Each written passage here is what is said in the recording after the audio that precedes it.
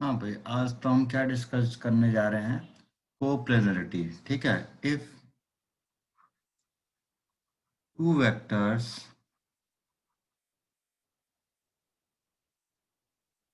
So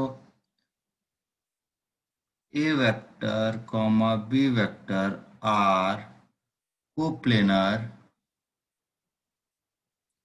coplanar then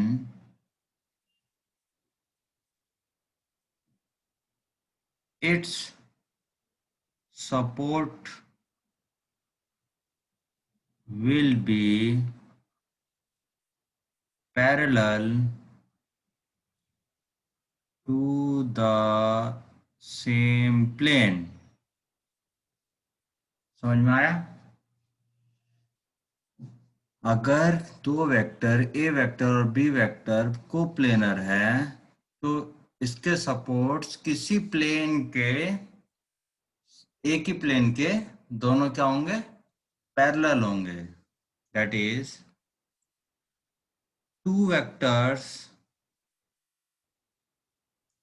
two vectors are always coplanar। ठीक है। तो दो वेक्टर हमेशा कोप्लेनर हो जाएंगे, राइट? क्योंकि अगर हम कोई भी दो वेक्टर ऐसे बनाते हैं, सो एक ऊपर हम कोई ना कोई एक प्लेन ऐसा बना लेंगे, ऊपर या नीचे, जहां से इन दोनों वेक्टर के सपोर्ट पैरेलल हो जाए उस प्लेन से, राइट? सो एक्चुअल में जो बात करनी है वो मेन बात है कि दो से ज्यादा वेक्टर हो जाए तो, दो वेक्टर तो हमेशा कोप्लेनर होते हैं, right? Two vector will always be coplanar. ठीक है। तो दो से ज्यादा होंगे तो क्या है? सो लेट, थ्योरम है, थ्योरम लिख लेता हूं मैं। Let a vector and b vector, a vector comma B vector non zero है, दोनों कैसे हैं? Non zero, non collinear, non collinear. ठीक है, कोलिनियर और कोप्लेनरिटी को अलग अलग रखिएगा। ठीक। ये क्या है? नॉन कोलिनियर है। Then any any vector, any vector r vector, any vector कोई भी आर वेक्टर है, any vector are coplanar with, coplanar with a vector and b vector can be uniquely expressed, uniquely expressed as r vector equal to x a vector plus y b vector, where x comma y are scalar। ठीक है, x Y क्या है? Scalar है। तो हमें prove करना है। सो कोई दो वेक्टर है, बना लेते हैं अपन। ये हमारा एक वेक्टर आ गया, एक और वेक्टर बना लेते हैं, ए वेक्टर और बी वेक्टर कहा इसने। ये दो वेक्टर हैं। ठीक। एक को हम लोग ए वेक्टर कह लेते हैं, एक को हम लोग कह लेते हैं बी वेक्टर। ये क्या है? दोनों नॉन कोलिनियर है। कैसे हैं? Non collinear. ठीक। सो अगर कोई इसी प्लेन में, अगर कोई इसी प्लेन में हमने आर वेक्टर लिया, कैसा? R vector. ठीक। अगर आप आर वेक्टर लेते हैं तो इसी प्लेन में है, तो आप उससे ऐसे मिला सकते हैं, ये ए वेक्टर है और ये आपका बी वेक्टर की डायरेक्शन ऐसे है। और बी के पैरेलल यहाँ पे ये ओ, ये ए था, ये बी, ये सी, ये पी, ये डी करता हूँ. So let DP is parallel to क्या, ओ वेक्टर और A vector and P C C P vector is parallel to क्या, ओ बी वेक्टर और बी वेक्टर, ऐसे लिख सकते हैं. सो अगर ये पैरेलल है that is which implies O C can be written as x times of a vector and CP can be written as y times of b vector, है ना. ऐसे आप लिख सकते हैं. तो यहाँ पे पैरेललोग्राम बन जाएगा ये. ठीक. सो क्या हुआ यहाँ पे, r वेक्टर कितना हो गया. So r vector will be OC vector plus CP vector by triangulars law. ठीक है. सो आर वेक्टर क्या हो गया, ओसी वेक्टर कितना है, एक्स ए वेक्टर प्लस सीपी कितना है, वाई बी वेक्टर. ऐसे आपने किसी भी प्लेन, ये आर वेक्टर क्या था, प्लेन में कहीं भी था, आर वेक्टर प्लेन में कहीं भी था. अब हमें दिखाना है कि यूनिकली लिखा जा सकता है, it can be uniquely expressed बताया गया, right. So let there exist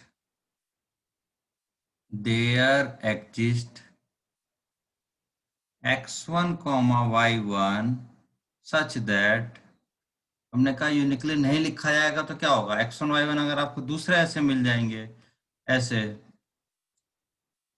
है ना, x1 y1 ऐसे लिख सकते हो. अगर आपने ऐसे लिखा है इसका मतलब क्या है, ये हो गया 1, ये हो गया 2. अगर आपने दूसरे तरीके से लिखा तो पॉइंट तो वही रहेगा, आर वेक्टर ही. तो फ्रॉम 1 एंड 2 हम लोग क्या कहेंगे, x A vector plus Y B vector equal to क्या आएगा, x1 a vector plus y1 b vector हो जाएगा. तो क्या हो जाएगा, x minus x1 a vector plus y minus y1 b vector equal to 0. A vector B vector क्या थे, नॉन कोलिनियर थे. Now we know A vector comma B vector are non-collinear. इसका मतलब क्या है, जो कॉफिशिएंट है ए वेक्टर का, जो ए वेक्टर और बी वेक्टर का कॉफिशिएंट है 0 होना चाहिए and y minus y one equal to 0. इसका मतलब क्या हो गया, x और x1 सेम होना चाहिए and y and y1 same होना चाहिए. तो ये यूनिकली हो गया. आपने x1 y1 माना था तो, लेकिन वो x1 y1 अलग नहीं निकले, वो सेम ही निकल गए. Which implies if two vectors, कौन कौन से थे, a vector B vector are coplanar then there exists r vector such that r vector equal to क्या हो गया, x a vector plus y b vector लिखा जा सकता है where x comma y belongs to any real number, right, real number and uniquely बहुत important है. ठीक है. सो दो वेक्टर हमेशा होते हैं, तो यहाँ देखो तीन वेक्टर कोप्लेनर हो रहे हैं, एक आर, एक ए और एक बी. आर, ए और बी, ये तीनों क्या हुए, कोप्लेनर हो गए. ठीक है ना, दो वेक्टर कोप्लेनर हमेशा हैं. अब बात आती है दूसरी, प्रूव दैट, थ्योरम लिख लेता हूं मैं दूसरा.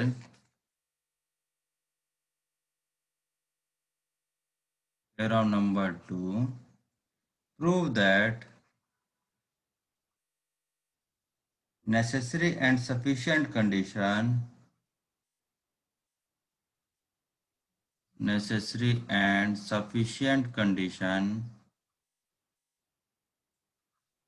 for the vector a vector comma b vector comma c vector to be coplanar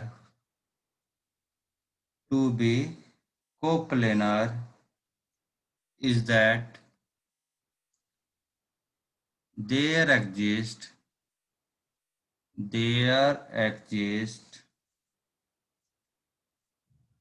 scalar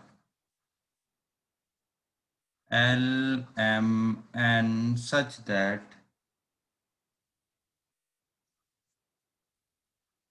L A vector plus M B vector plus N C vector equal to 0. L M N not all zero, कुछ हो सकते हैं सारे zero नहीं करना, not all zero. सो हमें क्या पता है कि इफ हमने मान लिया, प्रूव कर रहे हैं, if a vector comma B vector comma C vector are coplanar, हमने अभी पढ़ा था कि कोई एक वेक्टर अलग रिमेनिंग दो के टर्म्स में यूनिकली लिखा जा सकता है, यूनिकली कैन बी एक्सप्रेस्ड। तो मतलब एक्स ए vector plus Y B vector, ये पहली थ्योरम है ऊपर वाले, ठीक है। तो सी वेक्टर को हमने क्या किया, एक्स ए vector plus Y B vector हो गया, ठीक। अभी क्या है भाई, अभी आपको इसमें लेके आना है जो, तो अगर आपने कोप्लेनर माना है तो आपको ये कंडीशन तक पहुंचाना है, राइट। तो करते हैं।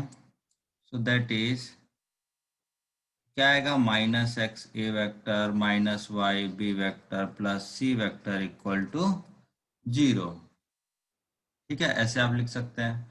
सो इसको आप ऐसे भी तो लिख सकते हो, l a vector plus m b vector plus n c vector where L equal to minus x, M equal to minus y और N equal to 1, not all zero, not all zero. देखो अब Y जो बचा है, N तो बचा है ना आपके पास, डायरेक्टली 1 दिखाई दे रहा है, नॉट ऑल जीरो बहुत इंपॉर्टेंट है, इक्वल टू ये सब जीरो वेक्टर है, ठीक है। तो एक साइड प्रूफ हो गया कि आपने कोप्लेनर माना, तो आपने क्या प्रूफ किया कि ये कंडीशन ट्रू है। अब रिवर्स करते हैं, लेट या if l a vector plus m b vector plus n c vector equal to 0 हो गया, then we need to prove a vector comma B vector comma C vector are coplanar, ठीक है। सो coplanar proof करना तो क्या है कि एक किसी वेक्टर को रिमेनिंग दो के टर्म्स में आप लिख पाओ uniquely. So L M N zero नहीं है, एल एम एन जीरो नहीं है, ध्यान रखना, सारे जीरो नहीं है, मतलब कोई, तो let l is not equal to zero, let l not equal to zero. तो क्या हो गया, l a vector can be written as minus m b vector minus n c vector. तो ए वेक्टर कितना हो गया, minus m upon l b vector plus minus n upon l c vector, और क्या हो गया, that is a vector can be written as lambda times of B vector plus mu times of c vector. Lambda और mu क्या हो गए, lambda mu are scalar, समझ में आया, which implies A vector comma B vector comma C vector are coplanar. यहाँ तक ये बात क्लियरली समझ लीजिए। आगे की बात करते हैं। अगली थ्योरम क्या है, इफ, थ्योरम नंबर 3, ये आपको याद होनी चाहिए सभी theorem. If a vector comma B vector comma C vector are non zero non coplanar. अब आगे बात नॉन कोप्लेनर, ठीक है। Vectors then there exist x y z such that x a vector plus y b vector plus z c vector equal to 0, x equal to 0 equal to y equal to z, ये सभी 0 होना चाहिए, तभी ये non coplanar होगा, ठीक। तभी ये नॉन कोप्लेनर होगा, ठीक है। इसको कंट्राडिक्शन से करते हैं। Let a vector B vector comma C vector are non zero non coplanar, हमने सब कुछ मानेंगे, and x A vector plus Y B vector plus Z C vector equal to, हमने जीरो मान लिया, एंड एक्स हमने जीरो नहीं माना। हमने क्या किया कि उसने कहा था भाई सब जीरो होने चाहिए, हम कह रहे हैं एक्स जीरो नहीं होगा। लेट एक्स, हमने क्या कहा जीरो नहीं होगा, तो क्या हो गया, x A vector equal to हो गया minus y B vector minus z सी वेक्टर। तो ए वेक्टर कितना हो गया, minus y by x b vector plus minus z by x c vector. तो देखो आप, सो ये lambda b vector plus mu c vector, where lambda comma mu are scalar, ठीक। तो that is a vector can be written as in terms of B vector and C vector uniquely. तो इसका मतलब क्या हो गया, A vector B vector C vector coplanar are coplanar, but it is a contradiction, it is a contradiction। क्यों, क्योंकि यहाँ आपने नॉन कोप्लेनर माना था, यहाँ आपका कोप्लेनर आ गया, तो ये क्या हो गया, कंट्राडिक्शन हो गया, ठीक। दैट इज कंट्राडिक्शन क्यों हुआ, क्योंकि आपने x not equal to zero मान लिया था। That is if a vector comma b vector comma c vector are non-zero non-coplanar, then x a vector plus y b vector plus z c vector will be zero, implies x y z तीनों क्या होने चाहिए, zero होने चाहिए तभी, ठीक। Similar, अब एक और थ्योरम कर लेते हैं, थ्योरम नंबर 4।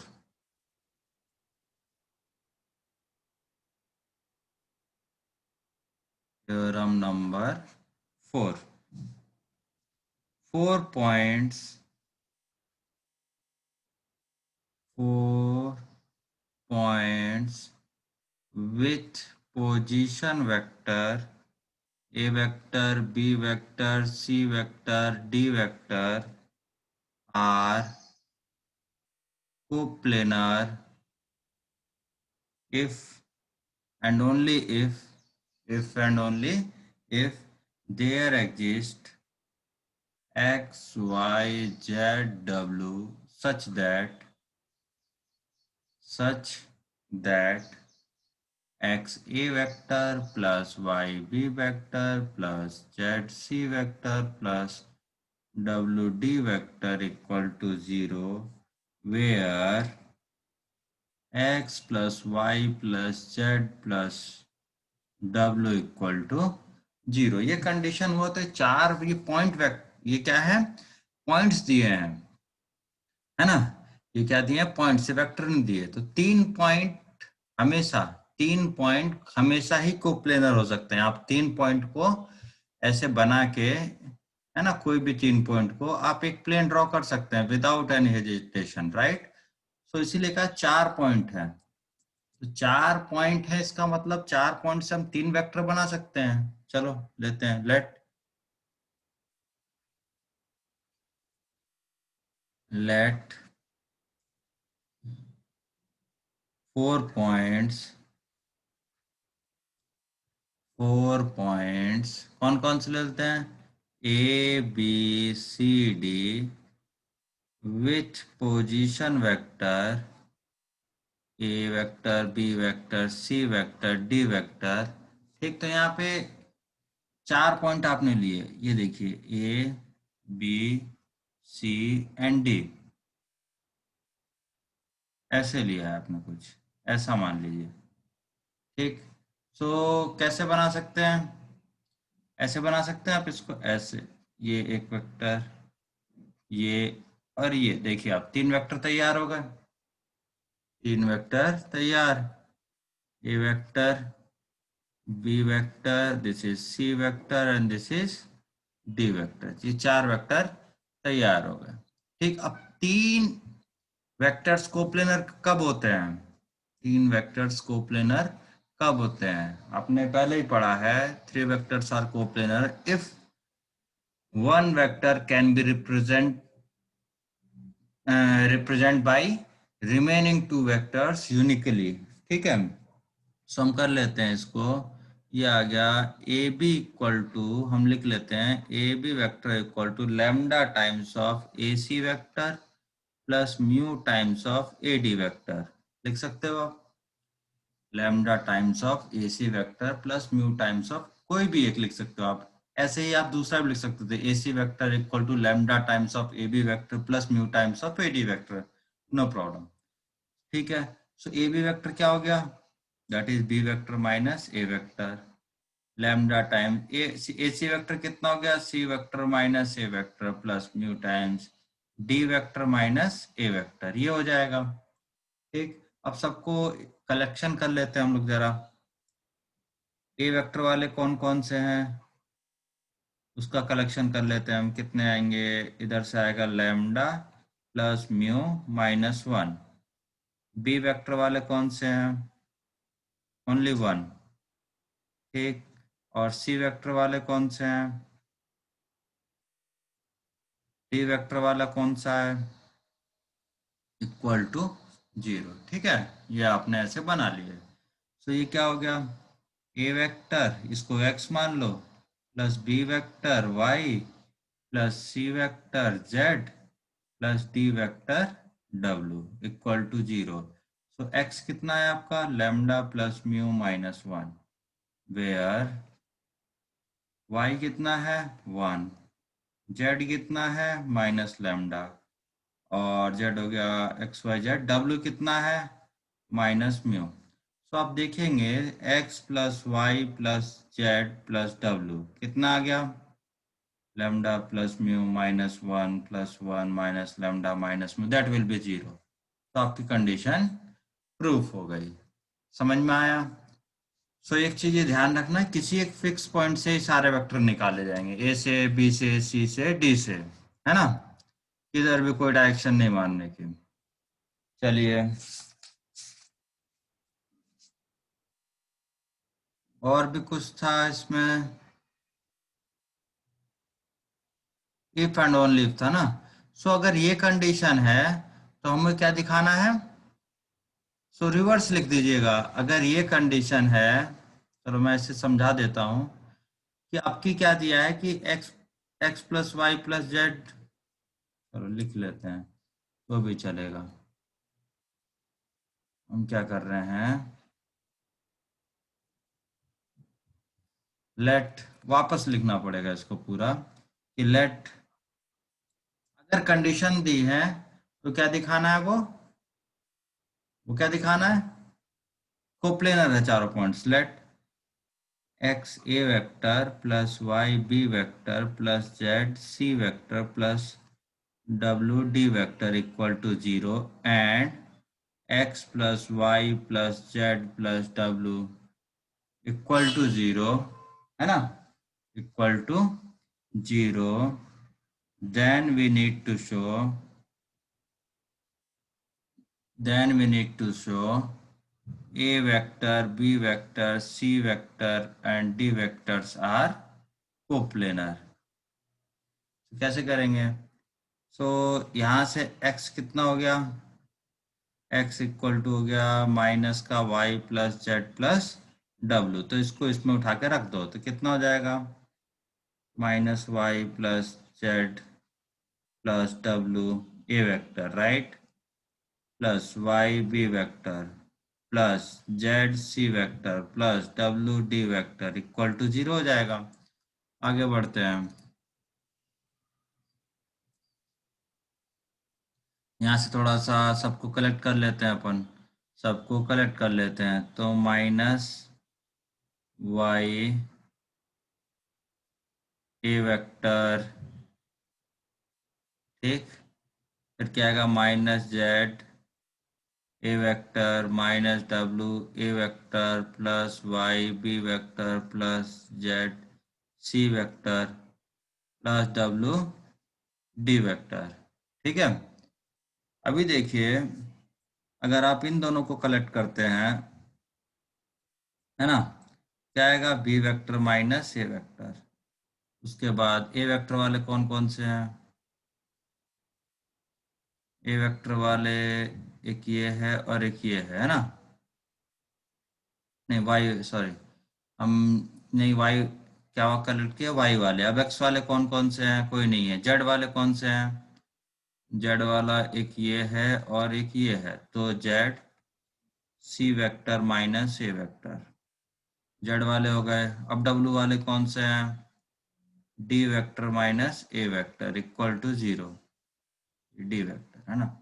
तो ये क्या हो गया, ये हो गया ए बी वेक्टर, ठीक, प्लस ये क्या हो गया z a C vector plus डब्ल्यू, ये क्या हो गया a D vector equal to 0। तो यहाँ पे अगर आप चाहें तो y vector can be written as minus Z upon, क्या लिख रहा हूँ मैं, वेक्टर्स के टर्म्स में लिखना है, क्या लिखना पड़ेगा, A B vector can be written as minus Z upon Y A C vector minus W upon Y A D vector equal to 0, है ना।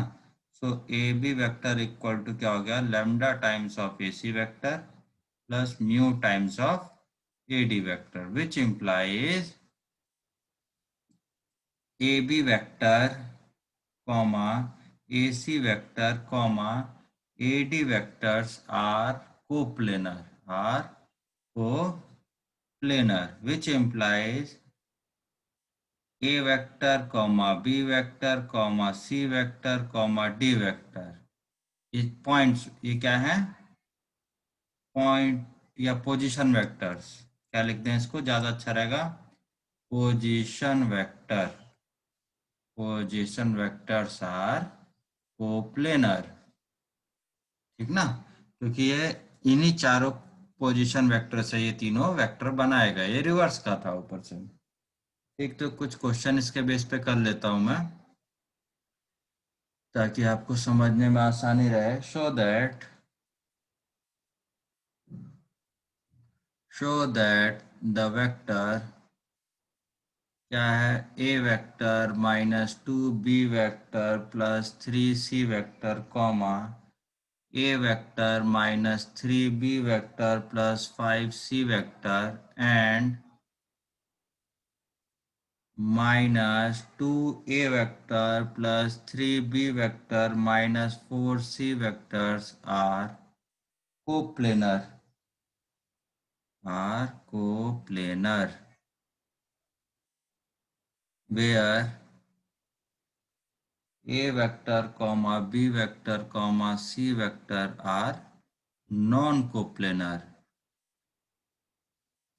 ठीक है, सो अगर ये तीन वेक्टर कोप्लेनर दिखाने हैं, ये और ये, तो इसमें क्या होगा, कोई भी एक रिमेनिंग दो के टर्म्स में लिखा जाएगा, है ना। If a vector minus 2 B vector plus 3 C vector comma A vector minus 3 B vector plus 5 c vectors and minus 2 A vector plus 3 B vector minus 4 c vector are को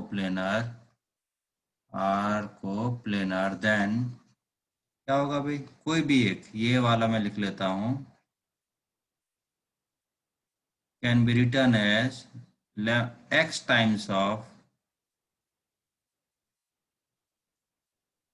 3b vector plus 5c vector plus y times of,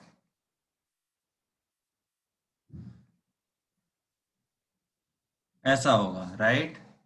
उसके बाद क्या होगा, ये vector वाले collect कर लो यार तुम जरा फटाफट। कितना आएगा, 1 - x - y, माइनस क्यों, +2y, +2y इंटू ए वेक्टर। बी वेक्टर वाले कलेक्ट कर लेते हैं, -b वेक्टर वाले कलेक्ट करते हैं। कितना आएगा भाई, यहाँ से 2 और इधर से राइट साइड में होगा तो ये कितना हो जाएगा, +3x। ठीक, और कौन सा होगा, माइनस, लेकिन माइनस साइन बाहर था तो प्लस का क्या हो जाएगा, माइनस हो जाएगा ना, प्लस का ये क्या हो जाएगा, माइनस। और इधर से क्या था, बी वेक्टर वाला राइट साइड में 3y पॉजिटिव है ना, तो उधर गया निगेटिव, तो इधर हो गया 3y। यहाँ तक सभी को समझ में आता है, यहाँ तक समझ में आता है। प्लस सी वेक्टर वाले देखते हैं, क्या है, 3 इधर है, -5x, और इधर से कितना हो गया, 4y इक्वल टू 0 वेक्टर, है ना। एंड आपको बताया गया A vector, B vector, comma C vector are कैसा है, non coplanar, are non coplanar. तो अभी हमने थोड़ी देर पहले पढ़ा है ना, नॉन कोप्लेनर मतलब से कॉफिशिएंट कितना होगा, 0 होना चाहिए। 1 - x + 2y = 0 and 2 - 3x + 3y = 0 and 3 - 5x + 4y = 0। इसको देख लेते हैं, x - 2y = 1 है, उसके बाद 3x -3x + 3y = 2, और ये सॉल्व कर लोगे आप, है ना। सो इन दोनों को अगर आप सॉल्व करते हैं तो यू विल गेट x = मैंने सॉल्व ऑलरेडी कर रखा है तो ये आप कर लेना, x = 1/3, y = -1/3, right. satisfies satisfies third equation. अगर ये थर्ड इक्वेशन को एक्स वाई सेटिस्फाई कर गया, थर्ड इक्वेशन मतलब ये, इसका मतलब वो जो गिवन 3 वेक्टर्स थे वो क्या होगा, कोप्लेनर। अगर वो ये तीसरी इक्वेशन सेटिस्फाई नहीं कर पाती तो ये क्या होता, वो तीनों नॉन कोप्लेनर हो जाते हैं। ठीक, एक और क्वेश्चन कर लेते हैं इसी बेस पे। Show that the vector show that the vector 2a vector -b vector plus 3c vector, comma a vector plus b vector -2c vector and a vector plus b vector -3c vector are non coplanar. आ गया इसको उल्टा, ठीक है। So non coplanar show करना है, तो कैसे, तो तीसरी इक्वेशन आएगी ना वो सेटिस्फाई नहीं करेंगी। सो लेट, हमने 2a vector -b vector plus 3 vector, हमने कैसे लिखा, x times of a vector plus b vector -2c vector plus y times of a vector plus b vector -3c vector, ये आपने लिखा।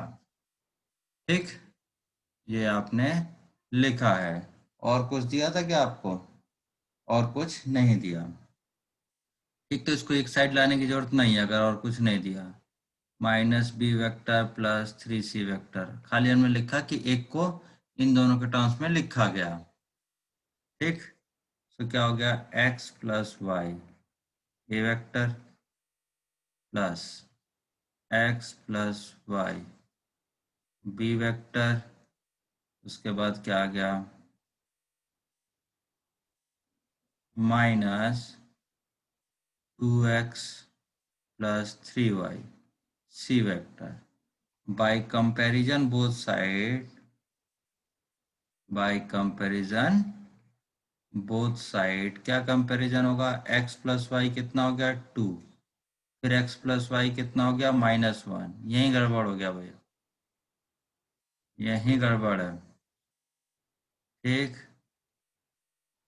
नहीं अभी नहीं, थोड़ा सा हमने गलत लिखा है, कैलकुलेशन मिस्टेक हो गई है, नहीं ठीक लिखा है, a प्लस b प्लस, ठीक है,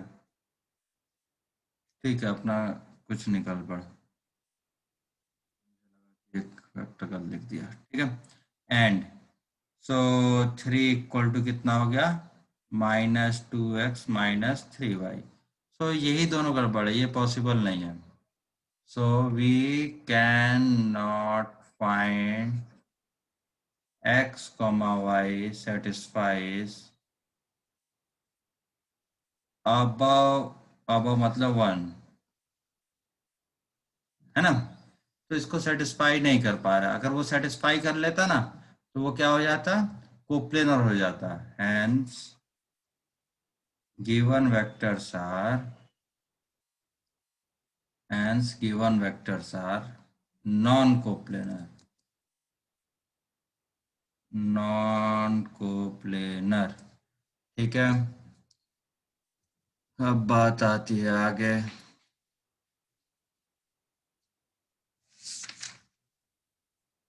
डायरेक्शन कोसाइन और डायरेक्शन रेशियो के बारे में थोड़ी चर्चाएं कर लेते हैं। ठीक, डायरेक्शन कोसाइन और डायरेक्शन रेशियोज, चलिए जरा बात कर लेते हैं। तो इसके लिए मुझे क्या चाहिए होगा, एक 3D में बात आ रही है सब, ठीक, इसको हम अगर x मान लेते हैं, इसको हम अगर y मान लेते हैं, और इधर से हम z मानेंगे भैया, इनकी डायरेक्शन इधर पॉजिटिव वाली है,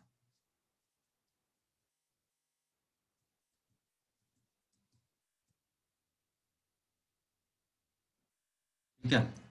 सो कोई पॉइंट P है, कोई भी पॉइंट P है, ठीक है, इसके कोऑर्डिनेट्स कैसे हैं x y z, ऐसे कोई कोऑर्डिनेट्स हैं, ठीक। सो ये ओरिजिन से एक वेक्टर जा रहा है इसी के पास, ठीक है, ये कलर चेंज कर दिया, तो एक्स एक्सिस से अल्फा एंगल बना रहा है, एक्स एक्सिस से कितना अल्फा, वाई एक्सिस से कितना बना रहा है बीटा, वाई एक्सिस से बीटा, और जेड से कितना बना रहा है गैमा, जेड से कितना बना रहा है गैमा, ठीक है। सो ये समझ में आ गया आपको। सो इसको समझने के बाद एक्चुअल में थोड़ा सा एंटी क्लॉकवाइज लगा दिया है मैंने, आइदर, मेरे पूरा गायब हो गया, इसमें क्या है एक ही डायरेक्शन में मेजर कर रहे हैं हम लोग, ठीक, क्लॉकवाइज डायरेक्शन में मेजर कर रहे हैं, इधर उधर नहीं कर रहे हैं, ठीक, एक ही डायरेक्शन में मेजर कर रहे हैं, इधर क्लॉकवाइज और anti clockwise. So direction cosine क्या है, इसके ऊपर हम पूरा चैप्टर पढ़ेंगे, अभी थोड़ा सा पढ़ रहे हैं, डायरेक्शन कोसाइन और डायरेक्शन रेशियो, ये क्या होते हैं, डायरेक्शन कोसाइन डायरेक्शन रेशियोज क्या होते हैं। तो डायरेक्शन कोसाइन क्या होता है कि रिप्रेजेंटेड बाय, लिख देता हूँ direction cosines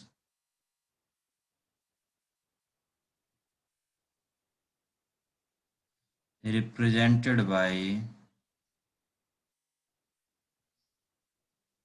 L M N, ठीक, एल क्या है वेयर, एल क्या होता है कॉस अल्फा, मतलब एक्स एक्सिस से कितना एंगल बनाया कॉस में, तो क्या हो गया एल हो गया। ठीक, एल इक्वल टू समझ में आ गया कॉस अल्फा। एम क्या होता है, वाई एक्सिस से जितना एंगल बनाया उसका cosine cos beta, right. Point r ने, पॉइंट आर ने, ये यहाँ से है ना। और एन क्या है, ये हो गया कॉस गामा। ठीक। सो अगर कोई कहता है कि अगर अल्फा एंगल बना रहा है positive direction of x axis से, तो 180 माइनस अल्फा ही बनाएगा। If alpha beta gamma are angles from positive direction of x comma y comma z axis, then 180 minus alpha, 180 minus beta, 180 minus gamma are angles from negative direction of x, y, z axis, right? Hence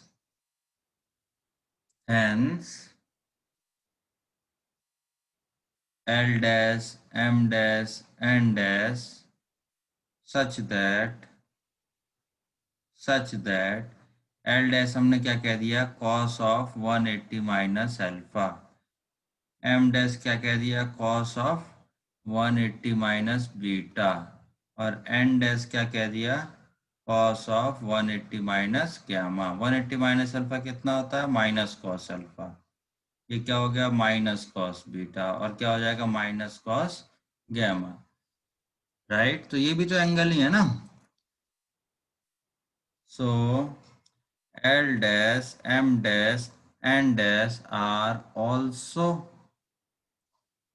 direction cosine of P दिया था ना, point P. ठीक है, that is मतलब cos alpha cos beta cos gamma अगर आपका direction cosine है, तो minus cos alpha minus cos beta और माइनस कॉस गामा भी आपका डायरेक्शन कोसाइन होगा। ठीक। चलो, एक्स एक्सिस के डायरेक्शन कोसाइन कोई बताएगा। डायरेक्शन कोसाइन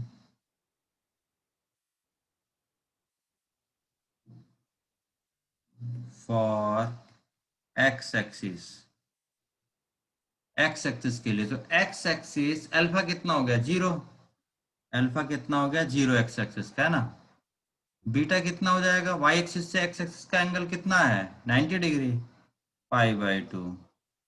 और गामा कितना हो गया, again pi by two. So direction का साइन क्या हो गया, cos zero, cos pi by two और कॉस पाई बाई टू। इसका मतलब क्या हो गया, 100। ठीक है, 100 किसका डायरेक्शन को साइन है, एक्स एक्सिस के। ठीक। वाई एक्सिस के क्या आएंगे,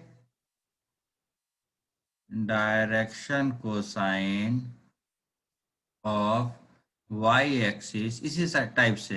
अल्फा हो जाएगा 90 डिग्री, बीटा हो जाएगा जीरो और गामा हो जाएगा अगेन 90 डिग्री। तो इसका जो डायरेक्शन को साइन आएगा कितना आ गया, कॉस 90, कॉस जीरो और फिर कॉस 90, मतलब 010। ठीक। और फिर डायरेक्शन को साइन ऑफ जेड एक्सिस कितना आएगा, 001। ये आप लोग खुद निकाल लेंगे। ठीक है। इसी बेस पे एक थ्योरम है, उसको मैं थोड़ा डिस्कस कर लेता हूँ। इसी बेस पे एक थ्योरम है, उसको अपन डिस्कस कर देते हैं।